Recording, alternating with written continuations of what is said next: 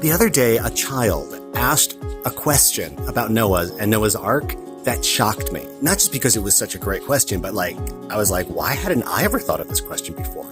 I was at an event with my friend Peter Visser, who is a minister, and Peter's child, who is the son of a preacher man, asked the extraordinary question. Now, for the three people who don't know anything about Noah and Noah's Ark, back in the day, according to the Bible, people were really, really, really wicked. And when I say people, I mean adult males, because they were the ones that really mattered in society and made the decisions. So God said to Noah, who was a good guy, listen, Noah, I'm going to reboot this whole system and start over. I kind of regret making you people, but I'll spare you and your family and a bunch of animals if you build a big boat, an ark. So Noah starts building. It takes a bunch of years. And of course, people are like, what are you doing? And Noah would then preach to them and say, listen, we got to repent. We got to live it a new way. And if you agree with that, build a boat too, and you will be saved. And they're like, what, are you crazy? It's never rained like that before. We never had a flood. Yeah, you're a crazy man.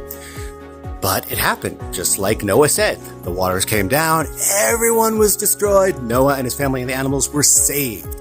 And that's when the little 5-year-old asked the question, yeah, but what about the children? They didn't do anything wrong.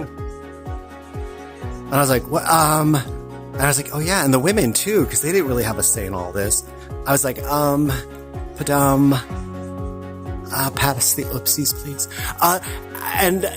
Lately I've been hearing a lot about this Noah's story as a parable, a modern parable about climate change. We have these warnings, we can prepare, we can turn from our fossil fuel lifestyle, and we need to do it for the children and do it for the grandchildren, because if we don't, they're screwed. Yeah, and that's kind of like the Noah story.